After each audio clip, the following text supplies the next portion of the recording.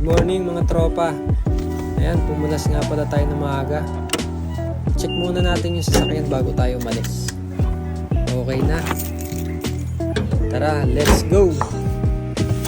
Pupuntahan nga pala natin yung equipment natin sa Mendez, Cavite. Tapos dadalhin natin sa Alfonso, Cavite. Ayan. Napakadilim pa. Pumulas na tayo. Okay, dito na nga pala tayo. Tapos na yung trabaho natin dito. Ayan, may karga na doon. On the way na tayo. At nag-aantay na yung panibago nating client. Ayan, medyo mataas yung pagbababaan. Buti na lang magaling yung operator natin na si Ariel. Sa mga nangangailangan nga pala ng heavy equipment, pwede nyo ako i-PM lahat ng klase ng heavy equipment meron tayo.